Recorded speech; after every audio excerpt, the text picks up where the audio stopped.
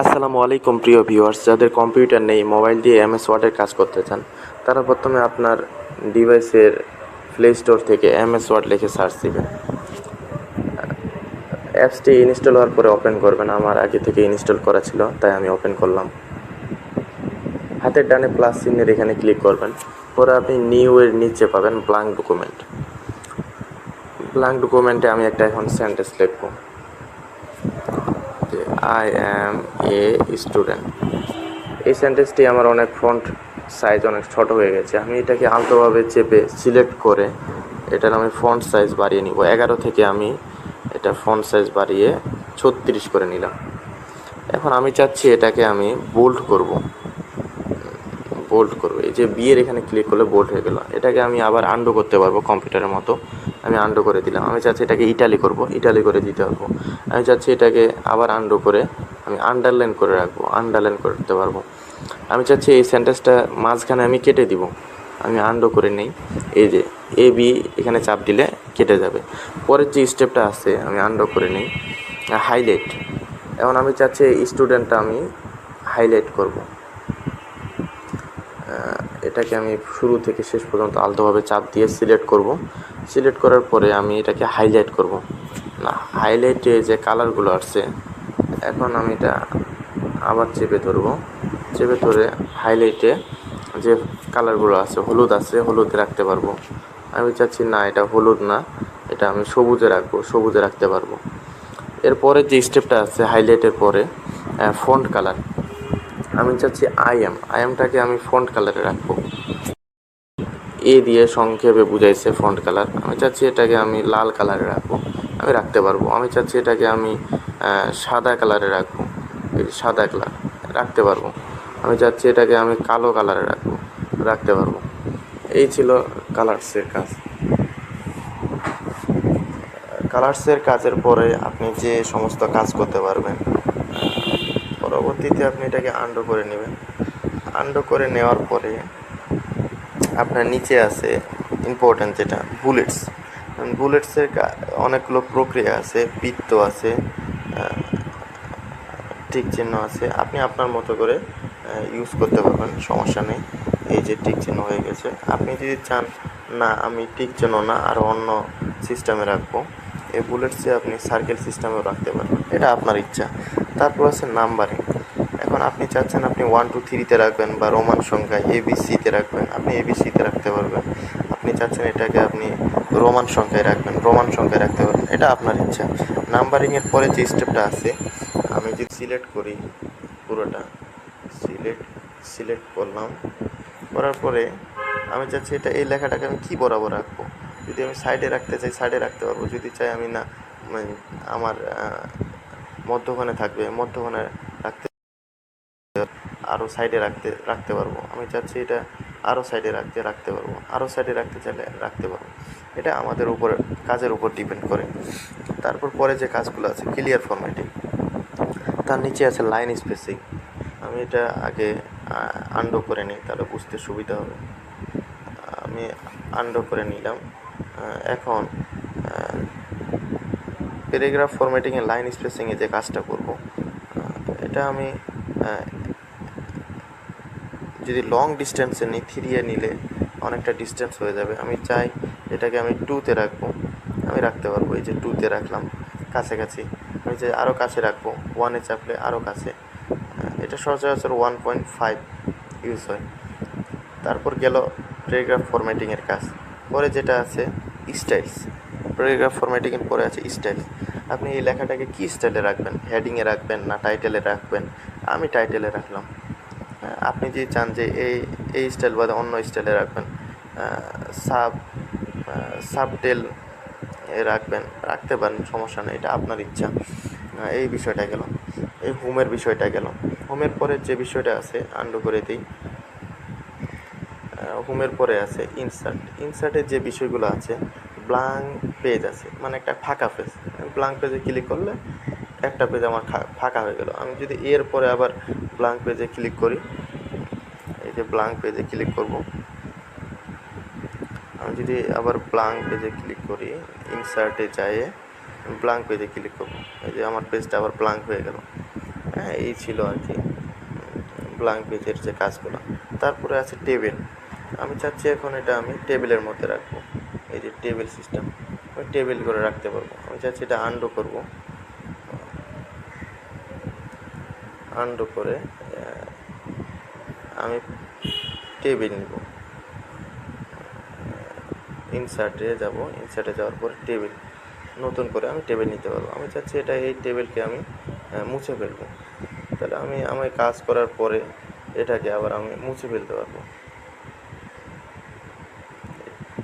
এই টেবিলটাকে প্রথমে আমাকে সিলেক্ট করতে হবে। সিলেক্ট করার পরে এটাকে আমি মুছে ফেলতে পারবো।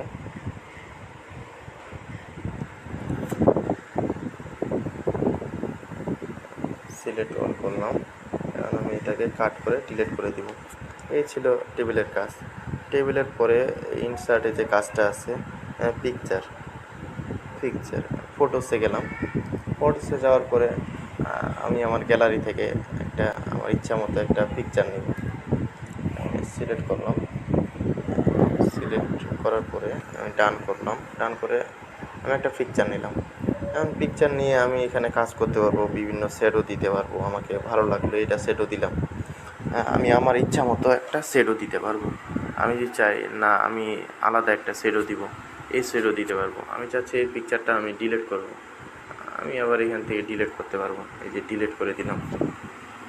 এরপরে যে কাজগুলো আছে ইনসার্টে পিকচারের পরে সেভ আছে, আমি সেভে ক্লিক করলাম।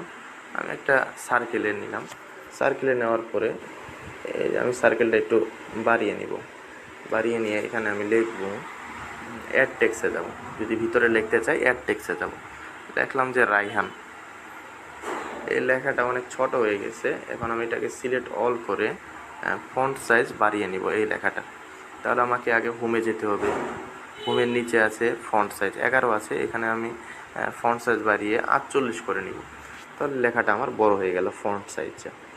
এখন ফন্ট সাইজ বড় হওয়ার পরে আমি এই শেপটা বিভিন্ন সিস্টেমে রাখতে পারবো। আমি চাচ্ছি এই শেপটা আমি বিভিন্ন একটা ডিজাইনে রাখবো। তাহলে আমাকে শেপের এখানে ক্লিক করতে হবে। শেপের এখানে ক্লিক করার পরে ইনসার্টে যাব। ইনসার্টে যাওয়ার পরে এই যে শেপে যাব। শেপে অনেকগুলো ডিজাইন আছে। আমি যদি চাই আমি আরও একটা নতুন করে শেপ নিব, আমি নিতে পারবো। আমি যদি চাই আমি সার্কেল নিব, নিতে পারবো। আমার ইচ্ছা মতো আমি নিতে পারবো। আমি এখন চাচ্ছি এটা আমি ডিলিট করে দিব, আমি ডিলিট করে দিতে পারবো। আমি চাচ্ছি এটাকে আমি শেপ স্টাইলে রাখবো, আমি স্টাইল করতে পারবো। সাপোজ একটা স্টাইল করলাম, এই যে এই স্টাইল করলাম। আমি চাচ্ছি আমি এই স্টাইলে রাখবো, এই স্টাইল করতে পারবো। শেপের এখানে অনেকগুলো স্টাইল আছে, আপনি আপনার ইচ্ছা মতো করে একটা স্টাইলে আপনি রাখবেন। এই গেল শেপের কাজ। শেপের পরে আছে শেপ ফিলের যে কাজটা, ফিলে শেপ স্টাইলের পরে ফিল। কারণ ফিলে আপনি কালো কালার দিতে পারবেন, আপনি চাচ্ছেন আপনি লাল কালার দিবেন, আপনি দিতে পারেন আপনার মতো করে দিতে পারেন। আউটলাইন, ফিলের নিচে আছে আউটলাইন। এখন আউটলাইনে মানে বাইরের যে লাইনের কালারটা আপনি হলুদ দিতে পারবেন, হলুদ হালকা করে হলুদ বোঝাবে। তারপরে আছে টেক্সট। কারণ টেক্সটে আপনি আপনার এই যে চতুর্ভুজের বৃত্তের ভিতরে যে একটা টেক্সট রাখছেন, এটা আপনি কি উপরে নেবেন না নিচে নেবেন, এটা আপনার উপর ডিপেন্ড করে, এটা আপনি নিতে পারবেন। টেক্সটের পরে যে বিষয়টি আছে সেটা সাইজ অটোমেটিকলি হয়ে যাবে। শেপের পরে আমি ইনসার্ট, এরপরে যে কাজটি আছে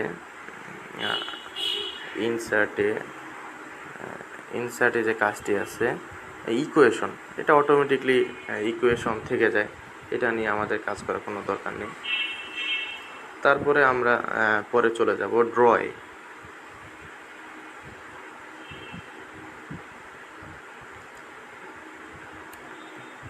আমরা এটাকে আন্ডু করে নিব, তাহলে আমাদের বুঝতে সুবিধা হবে।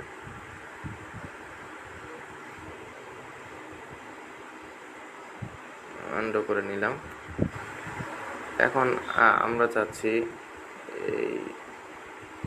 এটাকে আমরা ড্রয়ের কাজ করব। এখন ড্রয়ের কাজ আমরা কিভাবে করব সেটা আমি ড্রয়ের এখানে লেখা আছে যে draw with mouse or touch. আমি যদি এখানে ক্লিক করি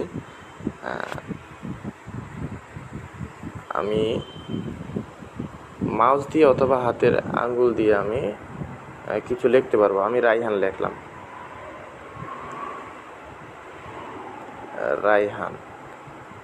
রায়হান লিখলাম। আমি চাচ্ছি এই লেখাটাকে আমি কলার্সে রাখবো। এখন আমি এই যে এভাবে চাপ দিলে আমার অন্য কালার হয়ে গেল। আমি চাচ্ছি এটা সবুজে রাখবো। আমি চাচ্ছি এইভাবে টান দিলে সবুজ হয়ে যাবে।